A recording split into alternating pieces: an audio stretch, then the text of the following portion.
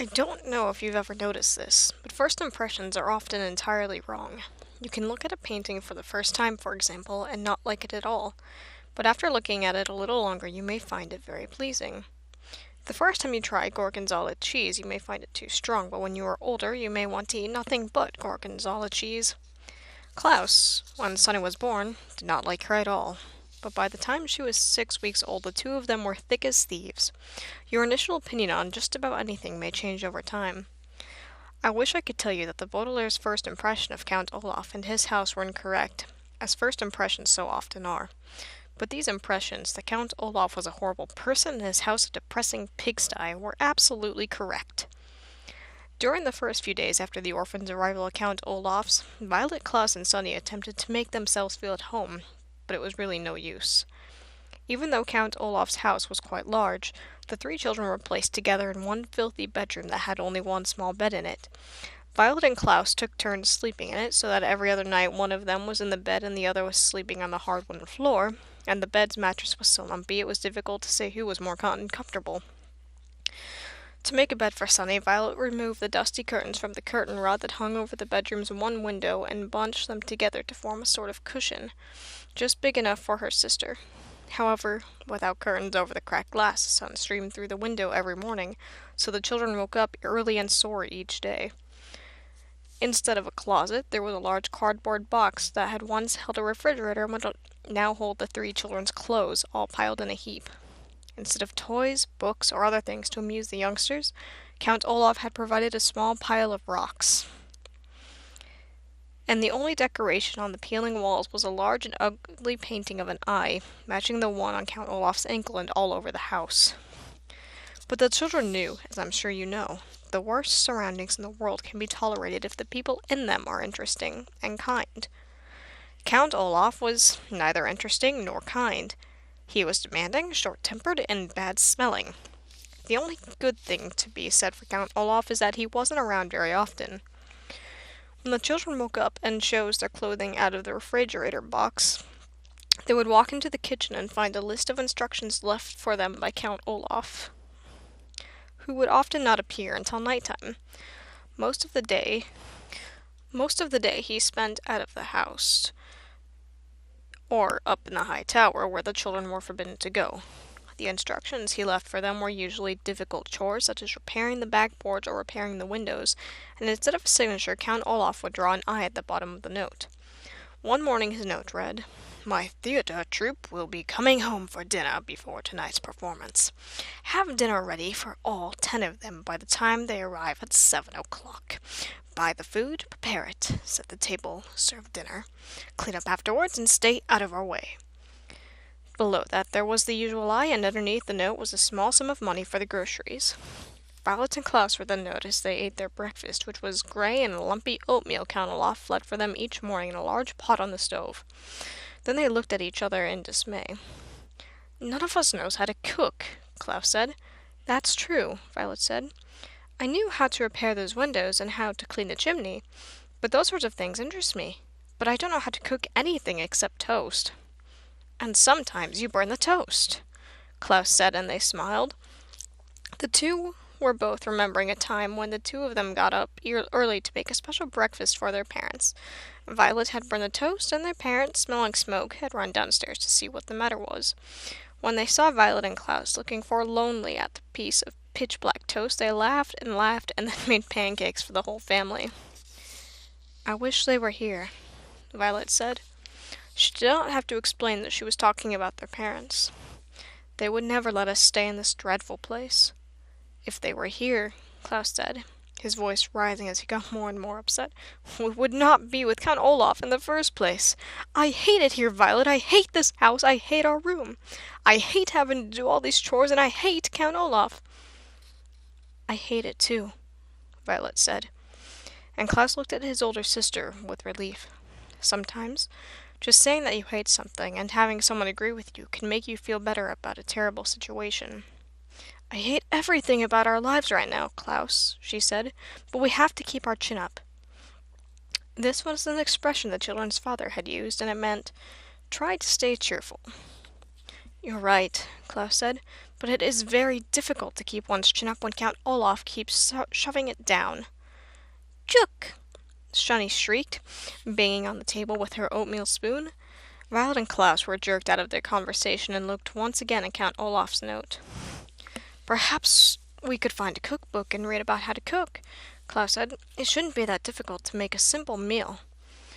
Violet and Klaus spent several minutes opening and shutting Count Olaf's kitchen cupboards, but there weren't any cookbooks to be found. I can't say I'm surprised, Violet said. We haven't found any books in this house at all. I know, Klaus said miserably. I miss reading very much. We must go out and look for a library sometime soon. But not today, Violet said. Today we have to cook for 10 people. At that moment there was a knock on the front door. Violet and Klaus looked at one another nervously. Who in the world would want to visit Count Olaf? Violet wondered out loud. Maybe somebody wants to visit us, Klaus said without much hope. In the time since the Baudelaire's parents' death, most of the Baudelaire orphans Fred had fallen by the wayside, an expression which here means they stopped calling, writing, and stopping by to see any of the Baudelaires, making them very lonely. You and I, of course, would never do this to any of our grieving acquaintances, but it is a sad truth in life that when someone has lost a loved one, friends sometimes avoid the person just when the presence of friends is most needed. Violet, Klaus, and Sunny walked slowly to the front door and peered through the peephole, which was in the shape of an eye. They were delighted to see Justice Strauss peering back at them and opened the door. Justice Strauss! Violet cried. How lovely to see you! She was about to add, Do come in, but then she realized that Justice Strauss would probably not want to venture into the dim and dirty room. Please forgive me for not stopping by sooner, Justice Strauss said as the Baudelaire stood awkwardly in the doorway. I wanted to see how you children were settling in, but I had a very difficult case in the High Court, and it was taking up much of my time. What sort of case was it? Klaus asked. Having been deprived of reading, he was hungry for new information. I can't really discuss it, Justice Strauss said, because it's official business, but I can tell you it concerns a poisonous plant and illegal use of someone's credit card. Eeka! Shani shrieked, which appeared to mean, How interesting! Although, of course, there was no way that Sunny could understand what was being said.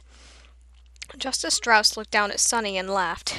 Eeka, indeed, she said, and reached down to pat the child on the head. Sunny took Justice Strauss's hand and bit it gently. That means she likes you, Violet explained. She bites very, very hard if she doesn't like you, or if you want to give her a bath. I see, Justice Strauss said. Now then, how are you children getting on? Is there anything you desire? The children looked at one another, thinking of all the things they desired. Another bed, for example.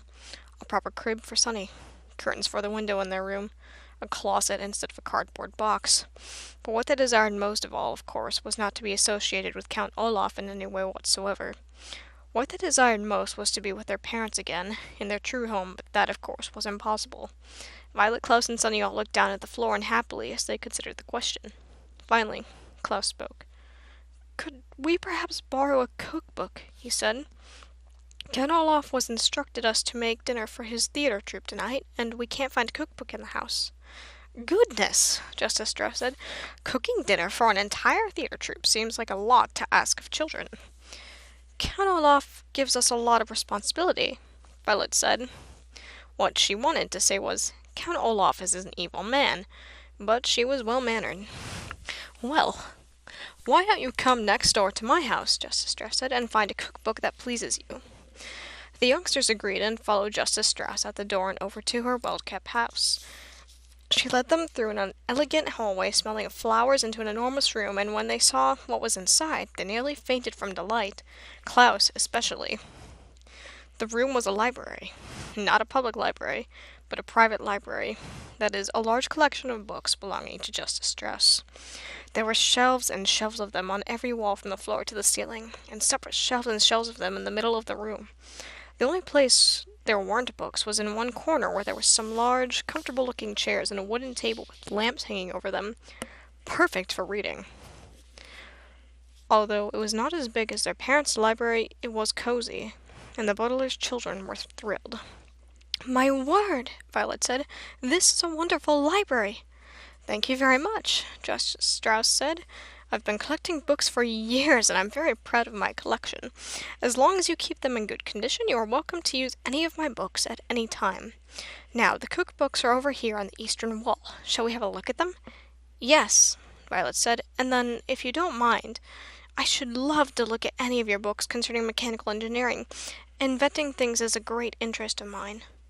"And I would like to look at books on wolves," Klaus said. "Recently I have been fascinated by the subject of wild animals of North America." "Book!" Sunny shrieked, which meant, "Please don't forget to pick out a picture book for me." Justice Strauss smiled. "It is a pleasure to see young people interested in books," she said. "But first, I think we'd better find a good recipe, don't you?" The children agreed, and for 30 minutes or so they pursued several cookbooks that Justice Strauss recommended. To tell you the truth, the three orphans were so excited to be out of Count Olaf's house and in the pleasant library that they were a little distracted and unable to concentrate on cooking. But finally Klaus found a dish that sounded delicious and easy to make. "Listen to this," he said. "Puttanesca. It's an Italian sauce for pasta. All we need to do is saute olives, capers, anchovies, garlic, chopped parsley, and tomatoes together in a pot, and prepare spaghetti to go with it." "That sounds easy," Violet agreed, and the Baudelaire orphans looked at one another. Perhaps, with the kind Justice Strauss and her library right next door, the children could prepare pleasant lives for themselves as easily as making puttanesca sauce for Count Olaf. Chapter 4. The Baudelaire orphans copied the puttanesca recipe from the cookbook onto a piece of scrap paper, and Justice Strauss was kind enough to escort them to the market to buy the necessary ingredients. Count Olaf had not left them very much money, but the children were able to buy everything they needed from a street vendor. They purchased olives after tasting several varieties and choosing their favorites. At a pasta store, they selected interestingly shaped noodles and asked the woman running the store the proper amount for 13 people. The 10 people Count Olaf mentioned, and the 3 of them. Then, at the supermarket, they purchased garlic, which is a sharp-tasting bulbous plant, anchovies, which are small salty fish, capers, which are flower buds of a small shrub and taste marvelous, and tomatoes, which are actually fruits and not vegetables, as most people believe. They thought it would be proper to serve dessert and bought several envelopes of pudding mix. Perhaps, the orphans thought, if they made a delicious meal, Count Olaf might be a bit kinder to them. "Thank you so much for helping us out today," Violet said as she and her siblings walked home with Justice Strauss. "I don't know what we would have ever done without you." "You seem like very intelligent people," Justice Strauss said. "I dare say you would have thought of something. But it continues to strike me as odd that Count Olaf has asked you to prepare such an enormous meal. Well, here we are. I must go inside and put my own groceries away. I hope you children will come over soon and borrow books from my library." "Tomorrow," Klaus said quickly. "Could we come over tomorrow?" "I don't see why not," Justice Strauss said, smiling. "I can't tell you how much we appreciate this," Violet said carefully. With their kind parents dead and Count Olaf treating them so abominably, the 3 children were not used to kindness from adults and weren't sure if they were expected to do anything back. "Tomorrow, before we use your library again, Klaus and I would be more than happy to do household chores for you. Sunny isn't really old enough to work, but I'm sure we could find some way she could help you." Justice Strauss smiled at the 3 children, but her eyes were sad. She reached out a hand and put it on Violet's hair, and Violet felt more comforted than she had in some time. "That won't be necessary," Justice Strauss said. "You are always welcome in my home." Then she turned and went into her home, and after a moment of staring after her, the Baudelaire orphans went into theirs. For most of the afternoon, Violet, Klaus, and Sunny cooked the puttanesca sauce according to the recipe. Violet roasted the garlic and washed and chopped the anchovies. Klaus peeled the tomatoes and pitted the olives. Sunny banged on a pot with a wooden spoon, singing a rather repetitive song she had written herself. And all 3 of the children felt less miserable than they had since their arrival at Count Olaf's. The smell of cooking food is often a calming one, and the kitchen grew cozy as the sauce simmered, a culinary term which here means cooked over low heat. The 3 orphans spoke of pleasant memories of their parents and about Justice Strauss, who they agreed was a wonderful neighbor and whose library they planned to spend a great deal of time. As they talked, they mixed and tasted the chocolate pudding. Just as they were placing the pudding in the refrigerator to cool, Violet, Klaus, and Sunny heard a loud, booming sound as the front door was flung open, and I'm sure I don't have to tell you who was home. Orphans? Count Olaf called out in his scratchy voice. Where are you, orphans? In the kitchen, Count Olaf, Klaus called. We're just finishing dinner. You'd better be, Count Olaf said, and strode into the kitchen. He gazed at all three Baudelaire children with his shiny, shiny eyes. My troop is right behind me, and they are very hungry. Where is the roast beef? We didn't make roast beef, Violet said. We made puttanesca sauce. What? Count Olaf said, no roast beef. You didn't tell us you wanted roast beef, Klaus said. Count Olaf slid toward the children so that he looked even taller than he was. His eyes grew even brighter and his one eyebrow raised in anger. In agreeing to adopt you, he said, I have become your father, and as your father I am not someone to be trifled with. I demand that you serve roast beef to myself and my guests. We don't have any, Violet cried. We made puttanesca sauce. No, no, no, Sunny shouted. Count Olaf looked down at Sunny, who had spoken so suddenly. With an inhuman roar, he picked her up in one scraggly hand and raised her so she was staring at him in the eye. Needless to say, Sunny was very frightened and began crying immediately, too scared to even try to bite the hand that held her. Put her down immediately, you beast! Klaus shouted.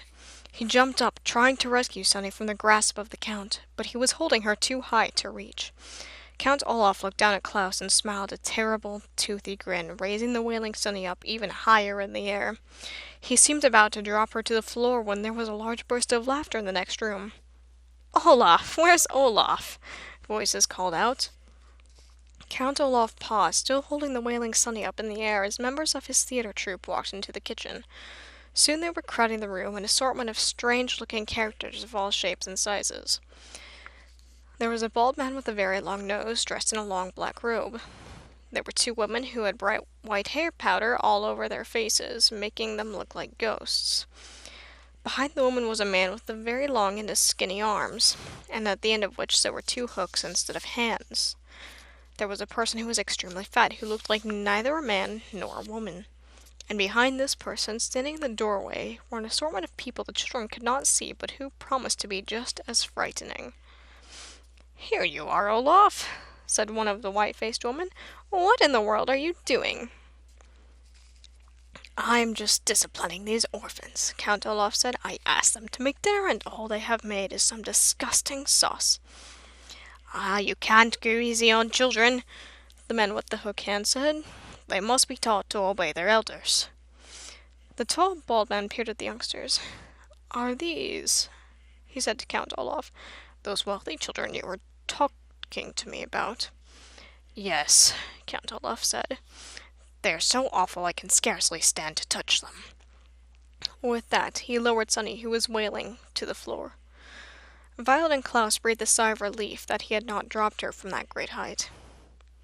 I don't blame you, said someone in the doorway. Count Olaf rubbed his hands together as if he had been holding something revolting instead of an infant. Well, enough talk, he said. I suppose we will eat their dinner, even though it is all wrong. Everyone follow me to the dining room, and I will pour us some wine. Perhaps by the time these brats serve us, we will be too drunk to care if it is roast beef or not. Hurrah! Cried several members of the troupe, and they marched through the kitchen, following Count Olaf to the dining room. Nobody paid a bit of attention to the children, except for the bald man who stopped and stared Violet in the eye. You're a pretty one, he said, taking her face in his rough hands. If I were you, I would try not to anger Count Olaf, for he might wreck that pretty little face of yours. Violet shuddered, and the bald man gave a high-pitched giggle and left the room.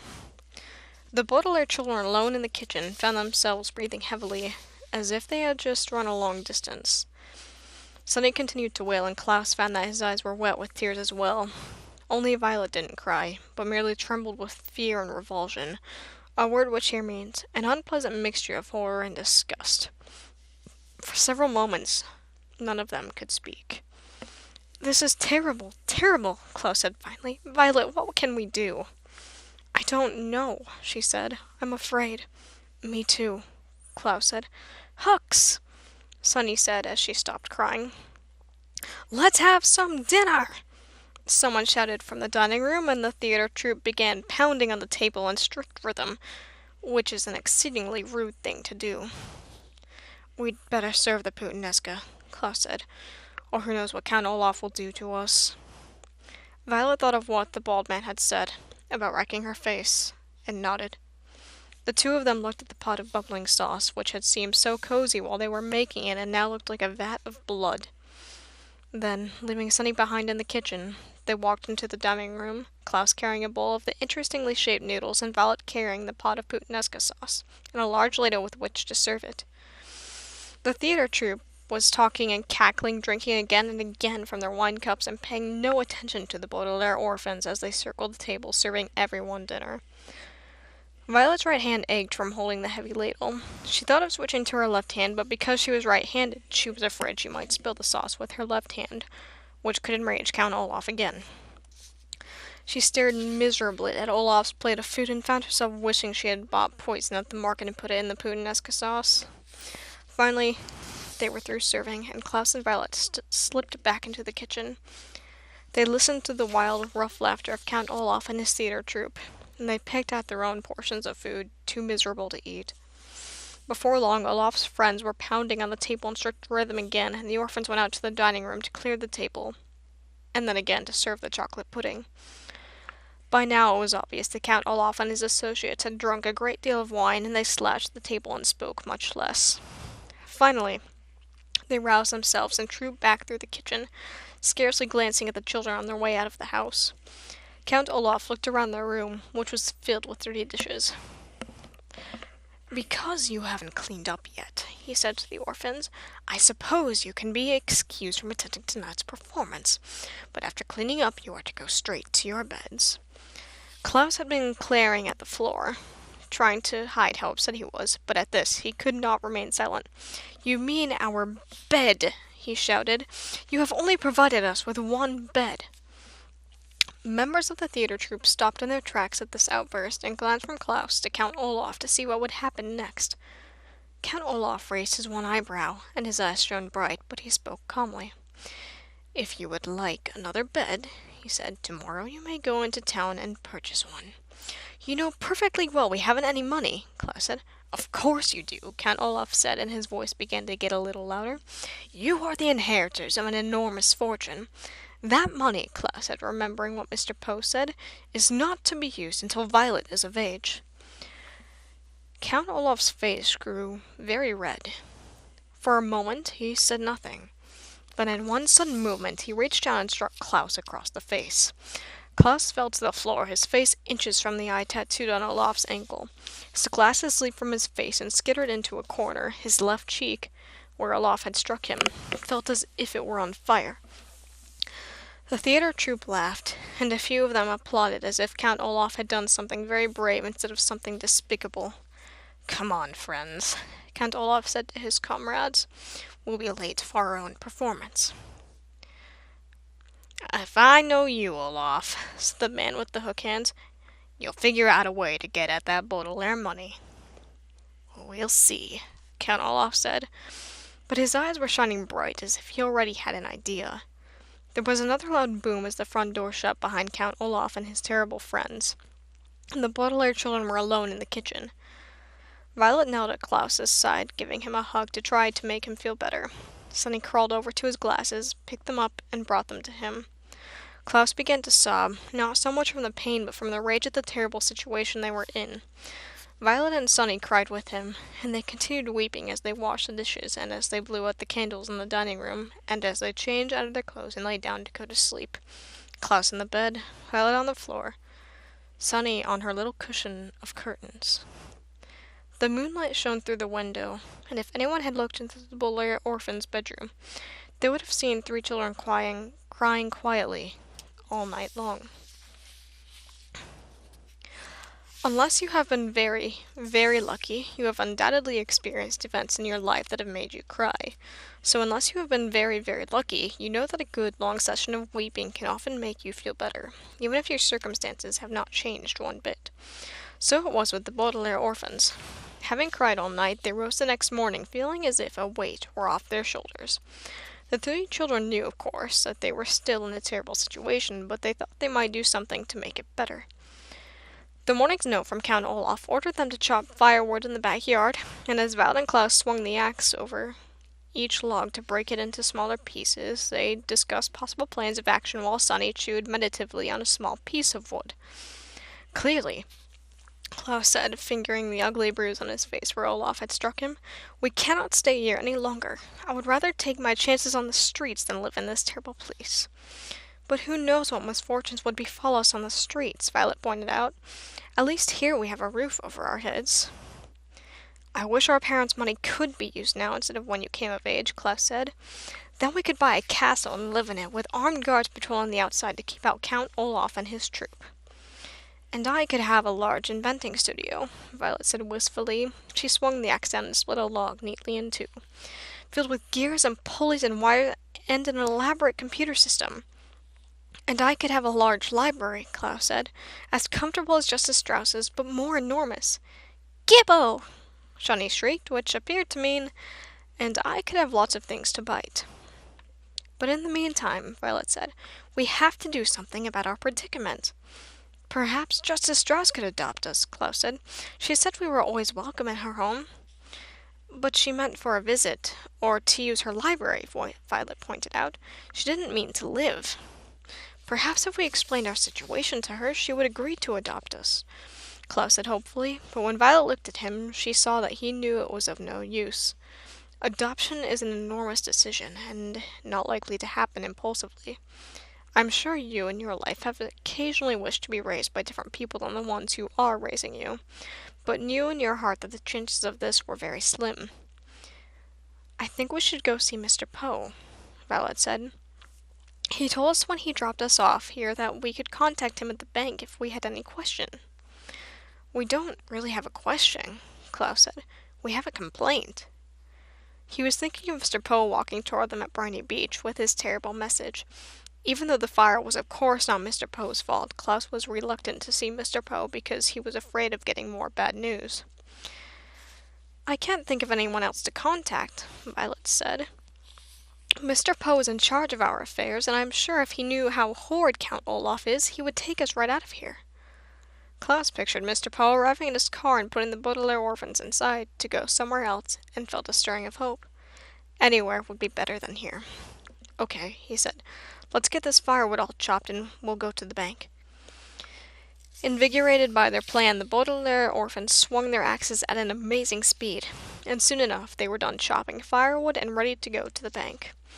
They remembered Count Olaf saying he had a map of the city, and they looked thoroughly for it, but they couldn't find any trace of a map, and decided it must be in the tower where they were forbidden to go.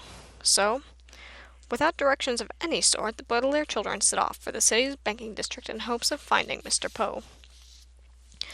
After walking through the meat district, the flower district, and the sculpture district, the three children arrived at the banking district, pausing to take a refreshing sip of water at the fountain of victorious finance.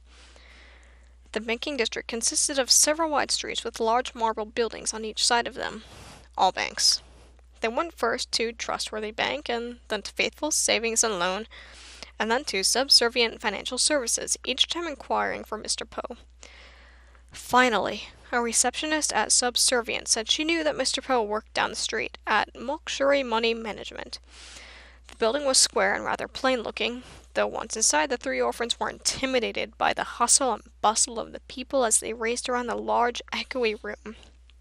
Finally, they asked a uniformed guard whether they had arrived at the right place to speak to Mr. Poe, and he led them into a large office with many file cabinets and no windows. "Why, hello," said Mr. Poe in a puzzled tone of voice. He was sitting at a desk covered in typed papers that looked important and boring. Surrounding a small frame photograph of his wife and his two Beasley sons were three telephones with flashing lights. "Please, come in." "Thank you," said Klaus, shaking Mr. Poe's hand. The Baudelaire youngsters sat down in three large and comfortable chairs. Mr. Poe opened his mouth to speak, but had to cough into a handkerchief before he could begin. "I'm very busy today," he said finally, so I don't have much time to chat. Next time you should call ahead of time when you plan on being in the neighborhood, and I will put some time aside to take you to lunch. That would be very pleasant, Violet said, and we're sorry we didn't contact you before we stopped by, but we find ourselves in an urgent situation. Count Olaf is a madman, Klaus said, getting right to the point. We cannot stay with him. He struck Klaus across the face. See his bruise? Violet said, but just as she said it, one of the telephones rang in a loud, unpleasant wail. Excuse me, Mr. Poe said and picked up the phone. Poe here? He said into the receiver. What? Yes, yes. Yes, yes, no, yes. Thank you. He hung up the phone and looked at the Baudelaires as if he had forgotten they were there. I'm sorry. What were we talking about? Oh, yes, Count Olaf. I'm sorry you don't have a good first impression of him. He has only provided us with one bed, Klaus said. He makes us do a great many difficult chores. He drinks too much wine. Excuse me, Mr. Poe said as another telephone rang. Poe here? He said. 777 6.5 7. You're welcome. He hung up and quickly wrote something down on one of his papers, then looked at the children. I'm sorry, what were you saying about Count Olaf? Making you do chores doesn't sound too bad. He calls us orphans. He has terrible friends. He is always asking about our money. Poco! This was from Sonny. Mr. Poe put up his hands to indicate he had heard enough. Children, children, he said. You must give yourselves time to adjust to your new home. You've only been there a few days. We have been there long enough to know Count Olaf is a bad man, Klaus said. Mr. Poe sighed and looked at each of the three children. His face was kind, but it didn't look like he really believed what the Baudelaire orphans were saying.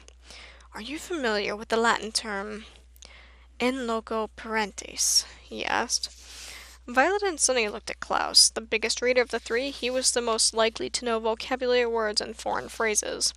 Something about trains? He asked. Maybe Mr. Poe is going to take them by train to another relative. Mr. Poe shook his head. In loco parentis means acting in the role of parent, he said. It is a legal term, and it applies to Count Olaf. Now that you are in his care, the Count may rise you using any method he sees fit. I'm sorry if your parents did not make you do any household chores, or if you never saw them drink any wine, or if you like their friends better than Count Olaf's friends, but these are things that you must get used to, as Count Olaf is acting in loco parentis. Understand? But he struck my brother, Violet said. Look at his face. As Violet spoke, Mr. Poe reached into his pocket for his handkerchief and, covering his mouth, coughed many, many times into it. He coughed so loudly that Violet could not be certain he had heard her.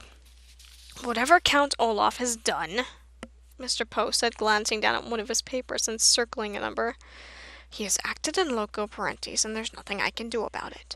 Your money will be protected by myself and by the bank, but Count Olaf's parenting techniques are his own business. Now, I hate to usher you post-haste, but I have very much work to do. The children sat there, stunned. Mr. Poe looked up and cleared his throat. Post-haste, he said, means you'll do nothing to help us. Violet finished for him. She was shaking with anger and frustration. As one of the phones began ringing, she stood up and walked out of the room, followed by Klaus, who was carrying Sonny. They stalked out of the bank and stood on the street, not knowing what to do next. What shall we do next? Klaus asked sadly. Violet stared up at the sky. She wished she could invent something that could take them out of here. It's getting a bit late, she said. We might as well just go back and think of something else tomorrow.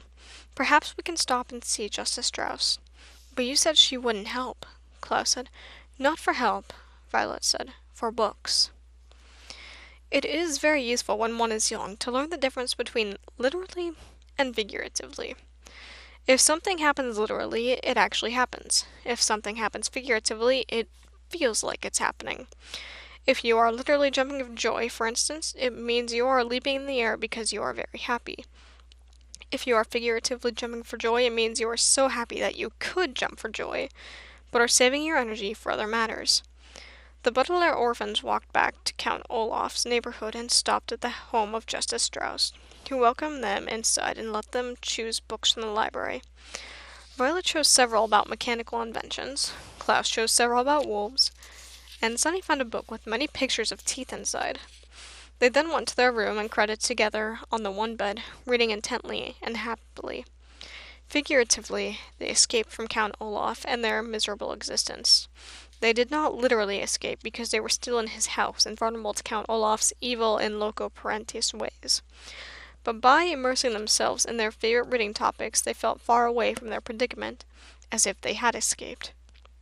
In the situation of the orphans, figuratively escaping was not enough, of course, but at the end of a tiring and hopeless day, it would have to do. Violet, Klaus, and Sunny read their books, and, in the back of their minds, hoped that soon their figurative escape would eventually turn into a literal one.